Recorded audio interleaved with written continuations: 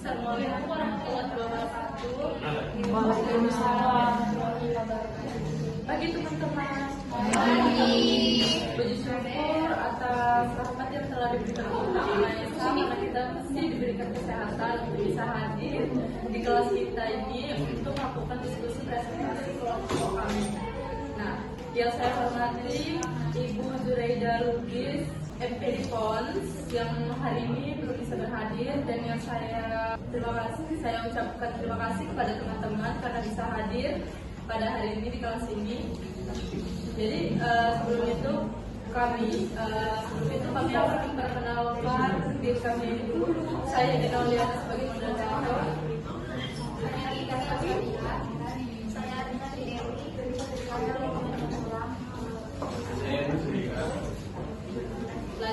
Lanjut ke materi.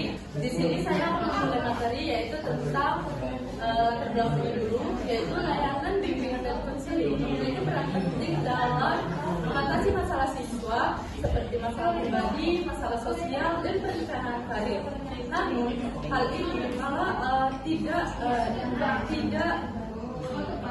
membuat beberapa siswa itu terbuka atau mengikuti layanan bimbingan konseling karena berbagai faktor dan alasan. Salah satu alasannya bisa karena mereka malu atau tidak mau berbicara langsung, bahkan ada juga yang merasa bahwa privasi mereka tidak akan terjaga oleh konselornya.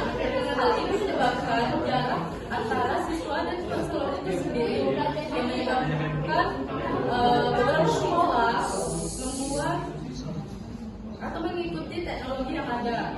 Seperti misalnya saat ini beberapa sekolah mengikuti teknologi seperti forum classroom. Hal ini membuat beberapa sekolah harus mengikuti teknologi yang ada untuk mengatasi masalah siswa itu sendiri.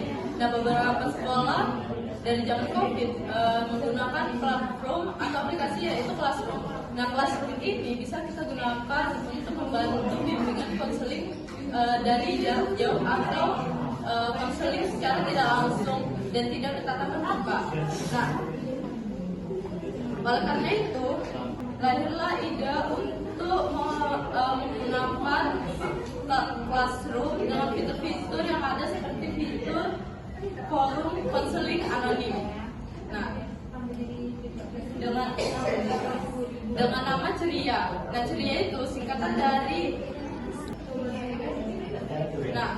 jadi Ceria itu singkatan dari curhat, ekspresif, rahasia, aman. Nah, hal itu bisa kita gunakan untuk mengungkapkan perasaan kita, kesal kita, atau permasalahan yang terjadi dengan cara tidak langsung bertatapan muka. Sekian dari saya, akan dilanjutkan oleh teman saya, Evan.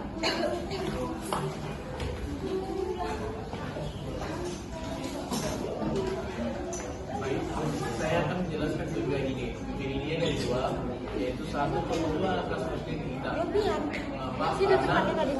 teknologi sekarang semakin canggih dan membuat banyak aktivitas siswa terikat dengan dunia digital ya. Maka dari itu ikut dalam mengatasi di dunia digital mereka. Yang kedua, kebutuhan kenyamanan dan keamanan dalam sekolah. Ya, mengapa? Karena banyak mahasiswa yang tidak ingin cerita tentang masalah mereka karena takut untuk diketahui orang lain atau tidak nyaman bagi mereka. Dan secara institusional kita bisa secara langsung menjadi tempat buat lebih aman dan nyaman bagi mereka. Baik yang dikemukakan nama aplikasinya ya. Baik, satu latar belakang. Kenapa kita merupakan singkatan dari curhat, depresi, rahasia dan aman? Karena mendapatkan tempat curhat tanpa batas, dengan bebas, rahasia dan aman. Depresi secara bebas. Yang kedua, alasan yang bernama Ceria, karena kesan ini memberikan positif dan aman. Jadi harapan positif tidak ada aman yang menentukan bagi mereka dan bertolak belakang dengan masalah besar, memberikan sesuatu tempat curhat aman dan nyaman. Baik, saya serahkan kepada Bapak.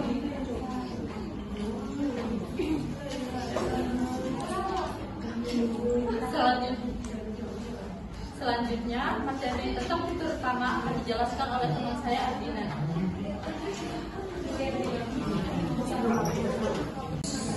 Baik, dari sini saya akan membahas tentang fitur utama dari aplikasi Cirabi tadi. Nah, fiturnya itu yang pertama itu ada fitur tugas. Nah, jadi si konselor ini akan membuat tugas yang berjudul magnitude ceritakan masalah di sini. Nah, nanti itu akan menjadi tempat siswa untuk mengeluarkan keluh kesahnya. Nah, yang kedua itu ada fitur samaran. Siswa akan masuk tersebut dengan menggunakan ID samaran seperti misalnya trigger atau lainnya. Nah, yang selanjutnya itu ada fitur komentar pribadi. Nah, sponsor ini akan membahas curhatan atau cerita dari masalah siswa itu melalui komentar pribadi. Nah, yang selanjutnya itu ada petunjuk penggunaan dan etika forum. Nah, ini disediakan panduan agar forum digunakan secara dengan bijak, lebih bijak dan tidak disalahgunakan. Selanjutnya akan saya serahkan kepada Untuk materi selanjutnya akan dijelaskan oleh teman saya Rubian.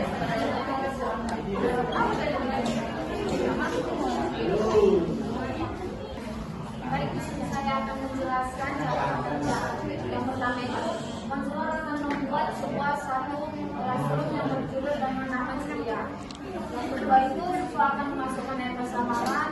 Email samaran ini, ID samaran ini yang berupa nama palsu ataupun identitas yang tidak dikenal sebagai siswa yang lainnya. Terus itu siswa akan membuat tugas curhat lalu menulis permasalahan yang sedang kita alami ataupun yang sedang kita rasakan, yang akan kita curhat kepada konselor tersebut. Yang keempat itu ada konselor membaca curhatan tersebut dan memberikan tanggapan secara pribadi ataupun bersifat privasi yang tidak dikenal oleh yang di sekitar ID yang masuk di dalam classroom yang tersebut. Yang kelima itu komunikasi bisa dilanjutkan selanjutnya, itu yang termasuk dalam bimbingan tersendiri. Ini ibaratnya seperti bilang komunikasi yang bisa dilanjutkan, kita bimbingan kepada konselor itu sendiri. Selanjutnya ada keamanan dan privasi. Keamanan dan privasi ini dengan menggunakan ID samaran membuat identitas siswa tetap terlindungi. Tidak ada satu siswa pun yang tahu isi curhat ataupun isi komentar saran. Konselor ini juga menjaga etika profesinya dengan baik dan tidak memperluaskan isi dari yang kita buat ID samaran itu. Admin kelas terdiri dari konselor tanpa campur tangan guru lain. Dengan adanya keamanan privasi tersebut, HIT pun selalu menginformasikan pribadi agar tidak memperluaskan tanpa izinnya dalam konteks konseling. Privasi mencakup semua informasi yang dibagikan siswa yang utama dalam konseling yang di situasi tertentu. Misalnya jika ada siswa yang mengalami solusi ataupun masalah kepada diri kita sendiri ataupun orang lain, dengan tujuan menjaga privasi keamanan. Yang pertama itu ada membangun kepercayaan antara konselor siswa dan siswa. Yang kedua itu mendorong keterbukaan kita kepada konselor, kita lebih terbuka lagi dalam hal terhadap guru-guru yang dikonseling kita, atau bisa juga kita meletakkan kepercayaan kita lebih luas lagi dalam bercerita kepada konselor. Yang ketiga itu mencegah penyalahgunaan informasi pribadi. Itu yang dinamakan agar kita tidak memperluaskan isi privasi kita yang berisi di ID samaran tersebut. Yang keempat itu menjaga profesionalisme. Terima kasih. Selanjutnya saya serahkan. Oke, untuk materi selanjutnya akan dibawakan oleh teman saya, Ardina. Pada Ardina, silakan. Baik teman-teman, jadi di sini saya akan menjelaskan hasil pembahasan dari yang sudah kami tampilkan tadi. Nah, jadi aplikasi Ceria ini dalam layanan BK adalah solusi layanan dari bimbingan konseling yang bersifat ramah, inklusif, dan anonim. Nah, jadi aplikasi Ceria ini memanfaatkan Google Classroom sebagai tempat atau media untuk siswa itu menyuarakan isi hatinya tanpa takut dihakimi. Nah, yang selanjutnya itu saya akan membahas tentang manfaat aplikasi Ceria.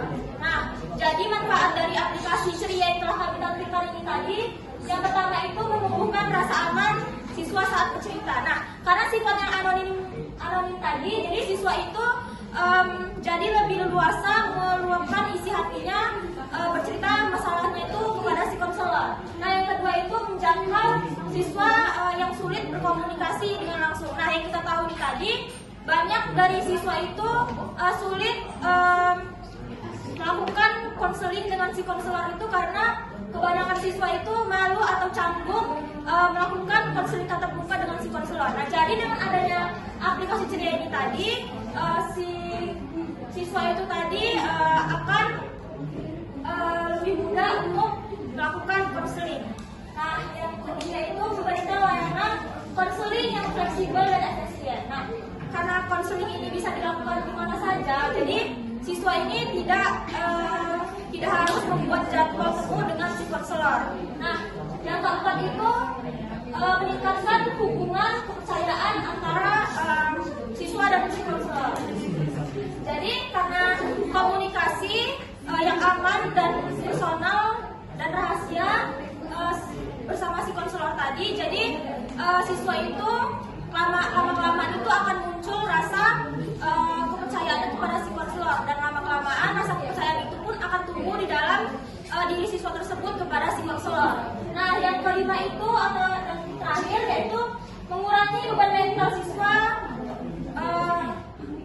yang memendam masalah. Jadi kebanyakan siswa itu memendam masalahnya itu sendiri karena dia tuh bingung untuk menceritakan keluh kesahnya atau masalah pribadinya kepada siapa.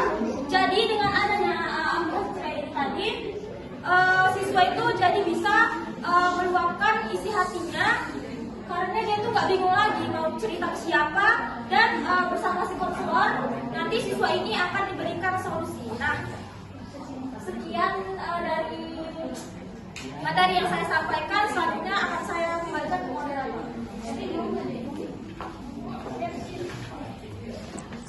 Untuk materi selanjutnya akan dibawakan oleh teman saya, Nita. Kepada Nita, silakan.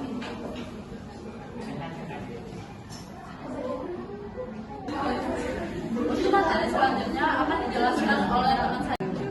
Teman-teman, di sini kita lanjut ke cara menggunakan aplikasi Ceria ini dalam Classroom. Jadi tadi kan teman saya sudah menjelaskan bagaimana cara aplikasi Ceria ini dan manfaatnya. Nah, kita lanjut ke cara menggunakan Ceria ini. Yang pertama itu konselor akan membuat satu kelas di mana si konselor atau guru BK ini bisa memberikan satu link ke siswa itu, dan si siswa akan membuka link itu. Nah, yang kedua, guru BK akan membagikan link dari forum atau ruang ceria yang sudah dilakukan. Nah, cara menggunakannya itu siswa boleh menekan dibagikan. Nah, bakalan muncul seperti yang ada di gambar gabung. Teman-teman boleh menekan bagian gabung dan bakalan muncul seperti ini yang langkah ketiga, tugas baru ceritakan masalahmu di sini. Jadi teman-teman boleh menekan bagian yang ceritakan masalahmu di sini. Nanti lanjut ke bagian paling bawah, kita geser ke atas. Nanti di bagian itu ada dua komentar. Yang pertama itu komentar web dan komentar pribadi. Teman-teman boleh memilih bagian komentar pribadi dan teman-teman menekan bagian komentar pribadi dan mengetikkan masalahnya di situ, lalu dikirim ke bagian yang tanda panah, lalu nanti otomatis bakalan muncul ke si konselor atau guru BK-nya. Nah, lanjut nanti konselor atau guru BK akan mengirim solusi ke siswa tersebut secara pribadi. Jadi di sini aplikasi ini tidak akan diketahui oleh semua siswa yang ada di kelas tersebut karena ini berbasis komentar pribadi. Jadi aplikasi ini bisa dibilang cukup aman. Jadi lanjut di sini akan dijelaskan oleh teman saya.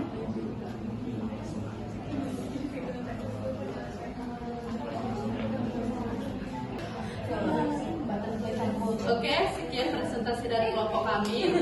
Kami akan membuka sesi tanya jawab kepada kelompok 8 dan 1. Kami persilakan. Oke, kepada Christian kami persilakan. Jadi berdasarkan dari semua materi yang teman-teman sampaikan tadi, apa saja sih kekurangan dari aplikasi yang sudah teman-teman rancang? Itu saja. Kepada Tian, terima kasih. Adakah dari kelompok 1 ingin bertanya? Kepada Esther, saya persilakan.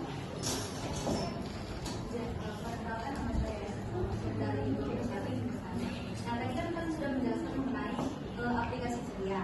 Nah, tadi kan bilang kan semua permasalahan dapat teratasi dengan mudah. Nah, bagaimana jika seseorang ingin menyiksa dirinya atau ingin bahkan mengakhiri dirinya? Nah, bagaimana apakah dengan platform cuma dengan chat itu dapat mengatasi permasalahan tersebut? Bagaimana solusi atau tindakan yang kalian berikan sebagai konselor? Terima kasih.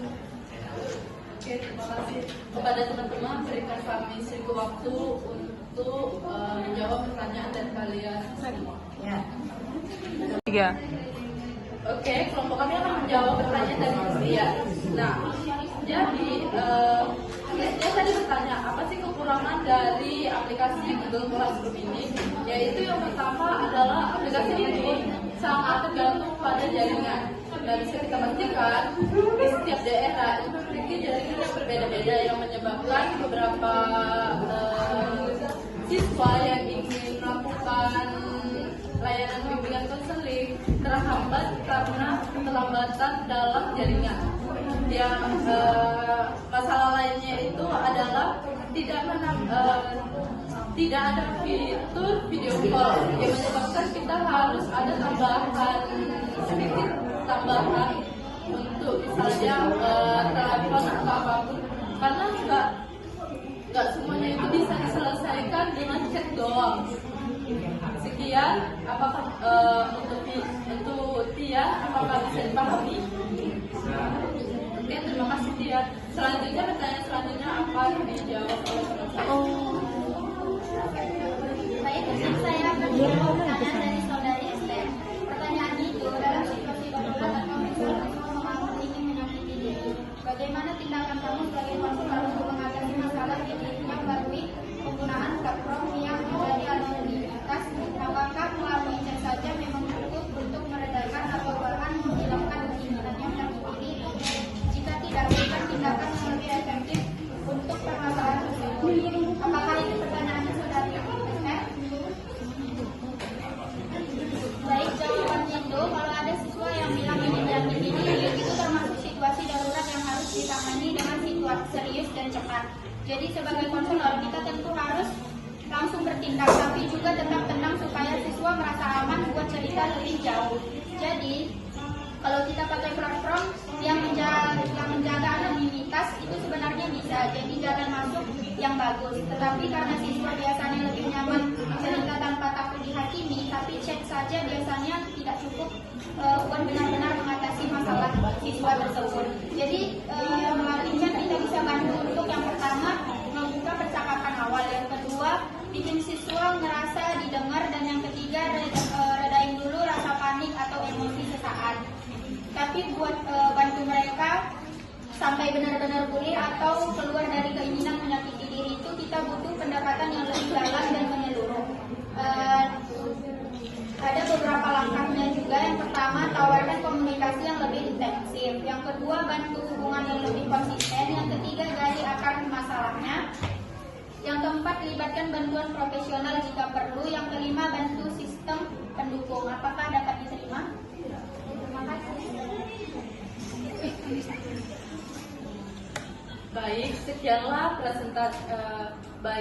Kami akhiri sesi tanya jawab. Sekianlah presentasi dari kelompok kami. Kalau ada salah kata atau kesalahpahaman atau kekurangan dari kelompok kami mohon maaf.